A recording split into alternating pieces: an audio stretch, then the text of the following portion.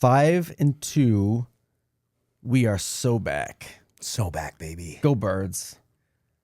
Listen, I'm not going to take credit for this turnaround, but ever since we switched seats, things have improved. Good things. Brandon Graham is back. Birds are back in the win column, on top of the NFC East. Let's get into it, buddy. Also, best time of the year, we have ourselves Kelly Green, which another prime example. I can't even wear this half frontwards because look at the difference. There's 3 different greens in this shot, and I'm not even wearing a hat. Fucking. I think it's worth saying at least one more time that the Eagles just need to give the color code to every single supplier and force them to use all the same shade. I actually looked up the hex code for our graphic. It is the correct Kelly Green. This, I don't know if this is, or if your hoodie is, or if the hat is, or if none of the 3 are, but it is Kelly Green week. We're back. We play the Giants again. We'll get into that, but I think it's worth a little hashing out on the Eagles' victory over the Minnesota Vikings and former quarterback Carson Wentz. Big game. I mean, offensively, it was a huge game for us, especially with Jalen Hurts, who week before, I even called him out. I said he did not play his best game. Yep. And for him to come back and play the best game he's ever played in his entire career. Perfect passer rating. Only the third Eagles quarterback ever to do it. Yes. Nick Foles did it once, I think, against the Raiders, only threw 7 touchdowns. Yep. And McNabb had one, right? Was it McNabb? Yes, versus the Lions in the old yellow and blues. It was that game? Yes, sir. Oh, that's cool. That's cool. Not a McNabb fan, but what? How could you hate McNabb? I never got that with Eagles fans, how you could hate McNabb. Yeah. It's crazy. A topic for another episode, buddy. Okay. We need 2 or 3 episodes on that one, I think. We'll digest that. But, I digress. Jalen Hurts came to play. He probably didn't hear it from us, but heard it from everybody else and stepped up to the plate. I actually was going to wear the Jalen cigar shirt today because I felt it was warranted. Had a hell of a game, perfect passer rating, 3 touchdowns, 2 to AJ, 1 to Devontae. And I think I saw a stat that if we're going to revive Cincy stats for a moment, I think the Eagles are 11-0 when both Devontae Smith and AJ Brown both have a touchdown. Yeah, I love that. I would like to keep that going. I don't know how they can't be if they both score. Yeah. Maybe AJ quiets down. I don't know. Still tweeting. I don't know. I don't get it. What else do you want, dude? Yeah. Shut up. Yeah, and I'm not a big fan of criticizing these athletes oh, poor babies, this, that, and another. But, I understand frustrations when there's time to be frustrated, but there's nothing else more that you can ask for as far as opportunity to be successful and win in this league with the Eagles. Yep. So if he just shuts up and goes for it, but also I'm, foreshadowing here, I would love for us to go and run the table and win another Super Bowl, and then the documentary come out on how badly AJ Brown hates Jalen Hurts or whatever it is, and we just win it with the dysfunction. Despite all that? Yeah. That would be a very Philadelphia thing to do. My thing with this is these receivers have to understand that how the hierarchy goes. The quarterback is the guy, and you got to make nice, and it doesn't seem I don't know what Jalen's behind the scenes, but as far as a professional face of your franchise goes, you couldn't ask for a better guy. He speaks in fortune cookies. He doesn't give away anything. He doesn't push any narrative to where it's bulletin board material for other teams. He never throws anyone under the bus, and in this day and age with all these prima donna receivers, quarterbacks, etc., for a guy to just always, take accountability, take responsibility, and then play as big as he can in the biggest games. This is a week 8 game against the Vikings, but right? Week 8? 7. Week 7 game versus the Vikings, but this was a crucial must-win game for us. And what does he do in the must-win games? He comes and he wins. Yep. So, I mean, I just don't know how you can hate on him. I don't know how you could dislike him. It just doesn't make sense to me. Even like the media and, at times Eagles writers, Howard Eskin said that Tanner McKee's the best quarterback on this roster, which is just absurd to talk about. Well, I think that's one of many reasons that nobody in Philadelphia respects Howard Eskin. The guy's a clown. Absolutely. And he's lost access to the team from time to time because of his ridiculous takes and his lies about sources. Fake sources. Yeah. He's always got an anonymous source. Yeah. And that's another thing. Bullshit. And that's another thing with the media. Like, can we get away from the anonymous source? Because none of these, they never come out that the anonymous source was this person. Right. So unless you're going to put your name to it, don't say it. It's just nonsense. You're just at this point, you could technically just create a story out of nowhere with your anonymous source. Yep. But we digress. So back to the Birds, Vikings. What did you see that, you liked, disliked? I mean, I saw a lot of promise on offense. I mean, I still think there were some play calls that were a little less than ideal, but it seemed like Patullo listened to some of the players. Sounds like that Devontae 79-yard touchdown pass was a play that he was really pushing and advocating for to get into the game plan for the week. So, I mean, I think we need more of that. I think what I see there is an openness to listen to the players a bit more in terms of what they want to see. And also, Jalen making hot reads at the line. I mean, that A.J. Brown pass where he points. I mean, you got to put the guys in positions to make plays, and I think we saw more of that. Some things that I didn't quite like, we're still having a hell of a hard time trying to run the ball. The run game just isn't there, and I don't know if it's an offensive line thing where these guys are out of sync, or we've got some guys that are just starting to kind of show their age a bit. But the lack of the run game concerns me. I think, Jalen is super dangerous off of a play action pass. And if we can't establish the run, it's going to make it harder to have, play action incorporated into the game plan. On the defensive side, I do like that we got some pressure. Finally, we got a little bit of pressure, got some sacks, got some hurries, forced some bad throws by Carson that turned into points. I know we're going to touch on BG coming back, but I think he just strengthens that pass rush too. But I think I saw probably in this game more good than bad, or more good than critical. But there are certainly some things that I think could make this team a tough contender, establishing the run game being probably priority number one on offense. Yeah. Yeah, pretty much agree with you on everything there. But I did love, and I've been calling for more play action from under center ever since that play they hit Devontae Smith on versus Cincinnati last year. Yeah. Like, I was like, that's what we should open the Super Bowl with. That's what we should open this game with. And I'm glad that we got back to that. For me, I would just go under center and run play action pass until otherwise. Stop it? Yeah. Just because, over the last 2 or 3 years, I mean, we're at like 10% play action pass out of the under center. So whenever we go under center, it's a run play. Yeah. And every under center run play we ran over the last couple of weeks have gone nowhere. Yep. So I did like that they were pitching it out, trying to get Saquon on the edges, given it makes it a little bit easier for him because he's not just, hitting a hole and taking it. He could kind of, pick and choose where he wants to go with it, maybe get a cutback where the offensive line doesn't have to be driving people off the ball. Mm-hmm. I think Brett Toth is a problem. Yeah. Whenever he comes in the game, we struggle in the run game, but he did do pretty well in the pass game. Him playing center, I said Cam Jurgens. I don't know where Cam Jurgens is health-wise.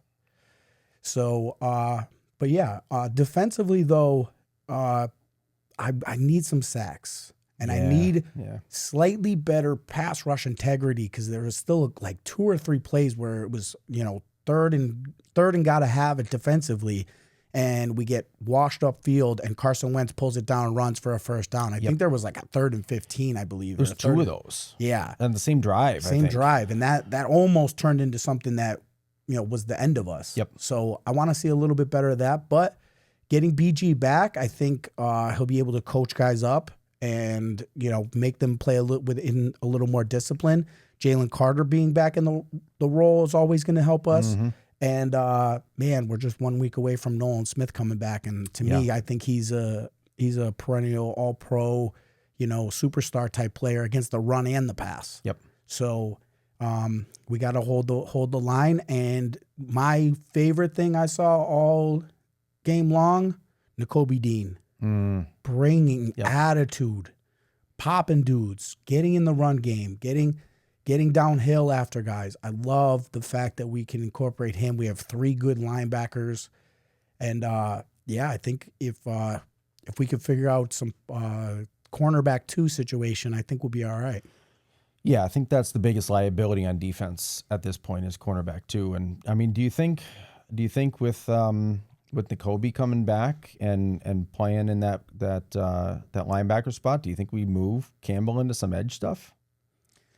Yeah, but I mean, I follow this guy, Top Baller on YouTube, and he was breaking down Campbell as a pass rusher. Mm. He's much better in pass coverage. Got it. He's a little. He only has like one move. He does this hop, step, juke, and he gets washed almost every single time he goes against an offensive lineman, and even sometimes against running backs. So I don't know how good of a pass rusher he is. He doesn't have a bag of tricks to get through the initial blocks, and he's a little bit smaller, a little bit undersized. But I mean, anything is worth it. But honestly, I think Nolan Smith coming back, that's going to be a big thing, and I think we can get a little more creative in how we use Zach Bond and using Campbell. I mean, I'm not saying don't rush him, but he's not. That's not the answer. That's not going to be the answer. Well, maybe the big news about Brandon Graham coming back is part of the answer. BG coming back out of retirement. Doesn't sound like he really wanted to retire last year. I don't know the full backstory there. If maybe the Eagles were ready to move on, and it was a retire or risk going somewhere else, and for the first time in his career. But he seems super excited to be back. He brings a ton of energy. The trash talk, the leadership, a lot of things that maybe we're missing on defense. I think BG fills that hole, and I don't know what kind of shape he's in. They say he's been working out even in the off season. It might take him a game or two to get really into game shape, but he's fresh. Right? He didn't go through a full off season. He didn't go through the first 7 games. I would love to see a scenario where BG comes in, he's fresh, and he starts making an impact. Yeah, I love it. Also, I think because he tore his tricep in the Super Bowl, I think they were looking at, well, you're not going to be able to start week 1, or most likely not start week 1. So it was kind of like, well, what do you want to do? Are you going to go somewhere else and wait? We're going to put you on IR and waste a spot, stuff like that. So I think, this was kind of the best case scenario on how he could make a return. And with him coming out of retirement, I mean, I'm just going to say it. If Jason Kelce ever wants to make up for his lost love from me, we could use a center right about now. Is that the only thing that would bring Kelce back in your good graces? Well, and be honest about Taylor Swift's new album. It fucking sucks. You're excited about it? Get the fuck out of here. Holy shit. It only took, 6 or 7 episodes to get back to that. Yeah, but yeah, we could use a little offensive line help, especially center. Cam Jurgens going to be out for a game or 2, or who knows how long. They said the MRI will know for sure probably after today. Yep. But yeah, I love the BG return, the energy, the leadership. He's awesome. I love BG. He'll forever be a hero to us for the strip sack against Tom Brady. And So, and like I said, Nolan Smith coming back, and if he could come back healthy, that is big, man. I think he is a baller. He came on late last year and in the playoffs, and so he was just a game wrecker. And I'm excited to see what we can do. But yeah, the cornerback 2 position. But also, I heard they were talking about the Cowboys making a push for Max Crosby. I did not hear that. So I mean, I don't know how true this is, but I mean, listen, if Max Crosby is available, I mean, Yep. see what you can do. Pick up the phone, Howie. He would Make be a couple calls. He's a guy that would be just fun in Philadelphia. Oh, I yeah. think he would love Philadelphia. I think Philadelphia would love him. I mean, I don't know. He's got a pretty much a max contract kind of deal going on, so I don't know how they would pull this. But hey, if they thought we were going to trade, everybody, all the experts were telling us we're going to trade AJ Brown 2 weeks ago and take a $90 million cap hit. I would love to see what we can do to get Max Crosby and Kelly Green and Midnight Green. So listen, I'm all for it. That would be spicy. Him and Nolan Smith, and then your rotation is Jalix Hunt and BG. Yep. Get the fuck out of here. Let's go. Now we're cooking. Now we're cooking. We're so back, baby. We are so back. Super Bowl. How much difference a week fucking makes, right? It's so crazy. It is because we switch seats. Listen, I'm not going to the vibes. Listen, I'm not going to say we're the reason, but we're not the reason. You know what I mean? We've done this play. We ran this play a couple times in tough situations, live, and in certain situations. Even at my house, I'll switch couches and do things like that to kind of shift the vibe. And I think we did it. And I think a little revenge. I love that we get to play the Giants because if we ain't up for this one, if we ain't up for this one, check your pulse, check your heartbeat, because you get a chance to right a wrong where they came in or we came into their stadium and they whooped our ass, to where now we get a chance for them to come to Philly, Kelly Green looking fresh, and just whoop some ass. And we play extremely well in the Kelly Greens. We do. So I'm here for it. If your son's birthday wasn't this week, we'd be in Philly for this one, buddy. I know. I'd be covered in Kelly Green Jello and running around the stadium butt naked. Let's go. Maybe it's good that it's birthdays this weekend then. I don't know about the buck naked Jello. Listen, we are fired up over here. Let's go. What else? I think I think we move on to the revenge game. I think this is where we get it too. Yeah. I think the NFC is wide open at this point, right? The Bucs got beat down by Detroit, and Detroit has been hot and cold. I think this is our conference, man. If we can just figure out the holes that we've got, and I don't think they're major holes at this point. It almost seems like from Giants week to Vikings week, we figured a few things out, a few more things on the list, run game and so forth. But I think we smacked the Giants this week. Yeah. We have to. This is a kind of a statement game, a division game, and I would love for us to run them out of the stadium. And this is a beautiful opportunity for us right before a bye week. Yes. To get right, put an ass whooping on a divisional opponent, and then go into the bye week, get healthy, figure out some of the things that we need to figure out. And the crazy thing is Saquon Barkley's so talented that I'm frustrated by the lack of running game. Yeah. But if you're winning games and Saquon's not eating, that's a good fucking problem to have. Imagine what we'd be doing if he was running. That's what, you know what I'm saying? It'd be a lot like last year. Like if he breaks a few big runs like he did last year, now it's a whole different season, and we're blowing teams out. So back to the Kevin Patullo, I know he gets a lot of problems and a lot of heat. But man, this is part of where I talk about, the fantasy football aspect of football has ruined fans' perspective on what sports are. Mm-hmm. They think like every game is supposed to be Madden, and it's not. And if there is a prime example of coaching and fit that come into play, Daniel Jones right now is a MVP candidate. It is all about fit, and it's all about development. Like our thing with Jalen Hurts that has kind of hurt him in his view of the NFL is he showed up a year or two early where, he was a developmental player. Yeah. He was a second-round draft pick. He had trouble with certain aspects of the quarterback position. And the guy showed up in 2022 as an MVP candidate, finished 2, took us to a Super Bowl, balled out.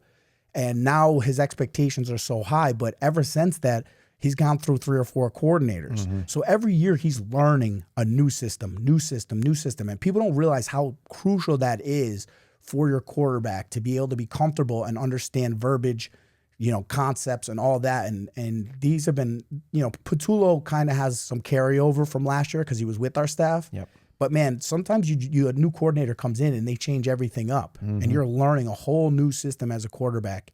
And the fact that Jalen is able to still find ways to win and put his ego on the back burner, and that's something about him that I think is not talked about enough.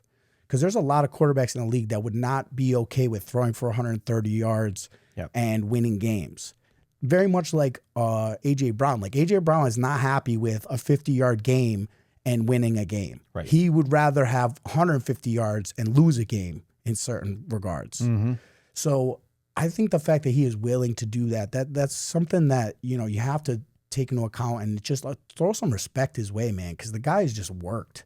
Every place he's gone, he's worked. He's been benched at halftime of a national championship.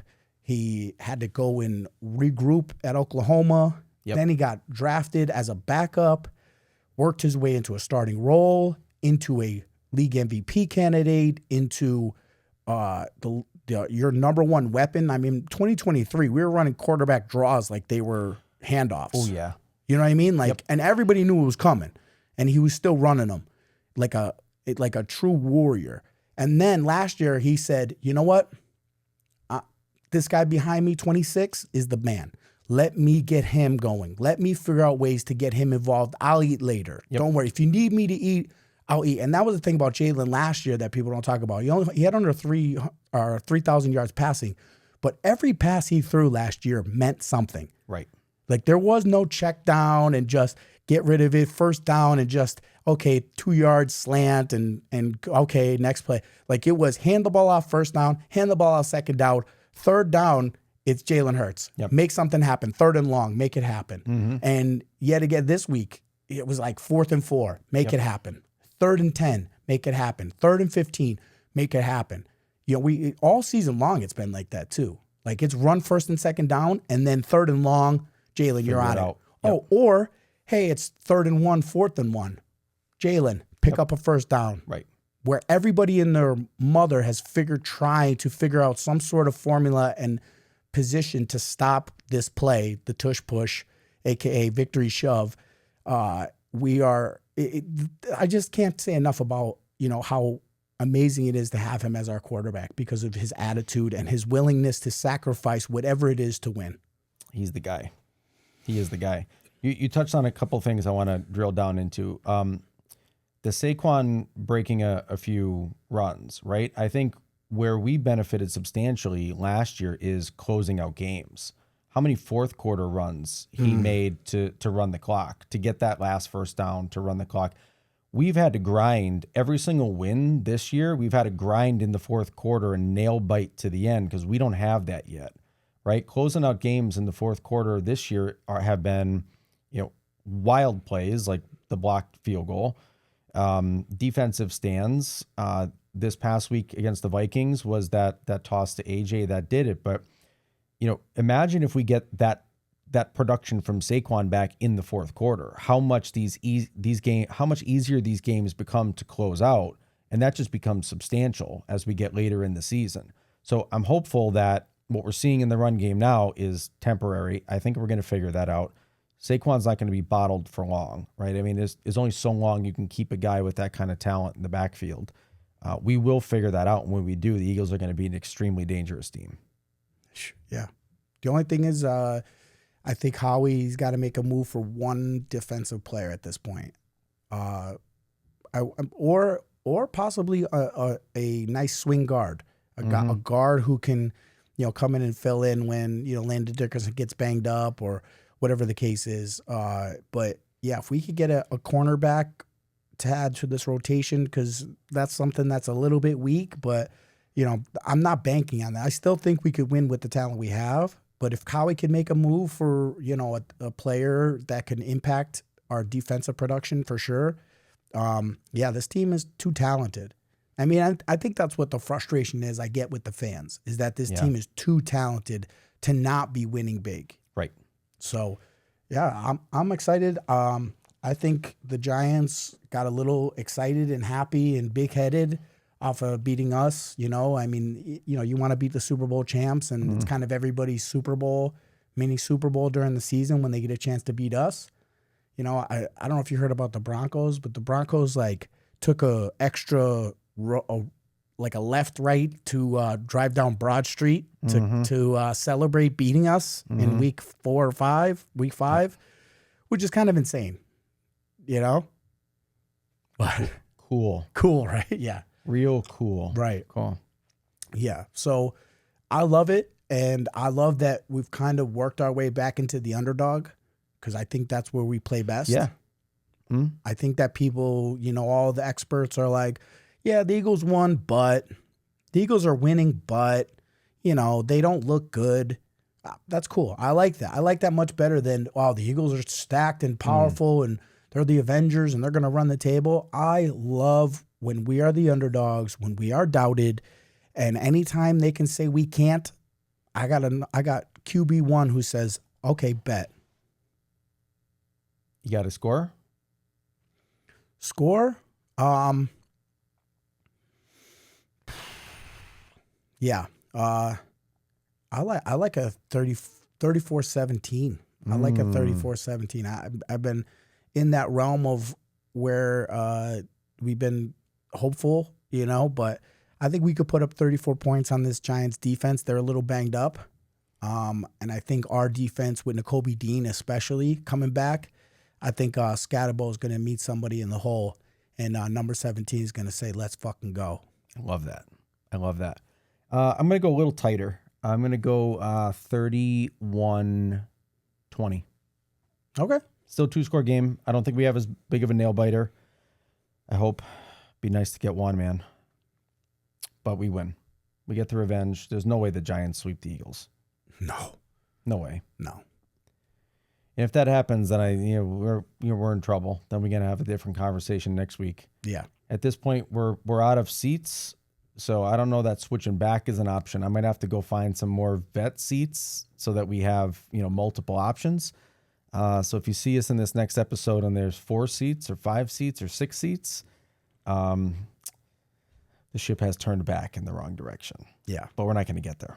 No, honestly, I think if we could come out here, win impressively, move the ball consistently, and then get into this bye week and then figure everything out, get healthy, get together. Last year, coming out of the bye week is really when things turned for us. The run game really exploded.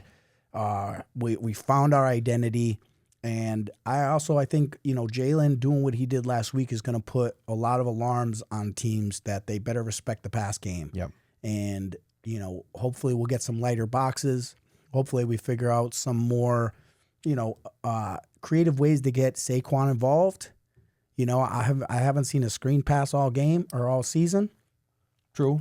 So, things like that I would love for, them to figure out and kind of tweak and figure out what we're going to do moving forward. And I think this team is so talented. I think they're well coached for the most part. Patullo we're still figuring it out. Yeah. And I believe in Vic. I think this defense is only going to get better as they get more healthy. And I think if we can make one addition in free agency or through a trade, I love where this team's potential could be. I mean, I'd be shocked if Howie doesn't make some type of addition before the trade deadline. I mean, you got to look at a team like this that, every team's got a window, right? And we're stacked in 90 to 95% of the personnel, right? The windows don't stay open forever. Mm-hmm. You got to capitalize on the now. I get that he's not somebody who ever mortgages the future for one player. But man, I mean, coming off a Super Bowl win, you got a chance to go back and do it again, potentially. Most of the key pieces are in place. Go spend a little bit. Go spend a little bit of draft capital. Because windows like this, especially in Philadelphia, we don't get them very often. Let's capitalize on it, make a move or two, and secure the future, at least the immediate future in this city. And just call the Raiders, man, because they ain't going nowhere anytime soon. So, You get Max Crosby in Philly, that would be fun. That would be fun. And I bet he's already called. Yeah, well, they said that the Cowboys, the Niners, who else? I think one other team has probed it, which is kind of silly that the Cowboys are calling for Max Crosby. Like you had Micah Parsons. You had a Micah Parsons, and they're gonna cost about the same. I don't know. Maybe. Clowns. But the only thing I can think is Dallas is gonna fuck us by driving up the price a little bit. But listen, we got a ton of draft picks. Yep. So if the Raiders, they're not. It's a generational player too. Yeah. Right. Yeah. You give up draft capital for a guy like that. Hell yeah. I mean, a second and a third. That's a good deal. I mean, because here's the thing about the Raiders.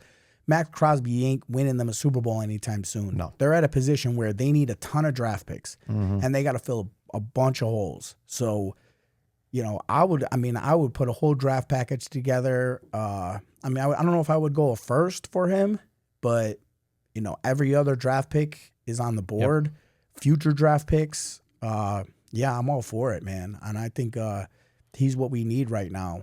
I mean, and here, if you think Max Crosby's going to win you a Super Bowl, give him the first pick. Right. Give him the first pick. I mean, the biggest thing is the financials. That's the biggest challenge. Yeah. I think I think Howie would give up those picks, maybe even a first. I think they would have to get super creative on the financials to make the contract structure work. Yeah. But he could do it. He's done it before. And listen, after June 1st, we're moving off A.J. Brown regardless. I've said it once, I'll say it again. So there's going to be some freed up cap space coming after June 1st, after we win this next Super Bowl. So let's go get it. Go get it. Let's go get it. Get him. I mean, add to the exciting whites. Could you imagine him? It's a lot of white. That's a lot of whites. Whites. So, and the Philly. Might be one of the whitest defenses if he came. Right? And then you add Ty Robinson into it. Hopefully he could become a player. True. That'd be cool, man. Listen, it's fun.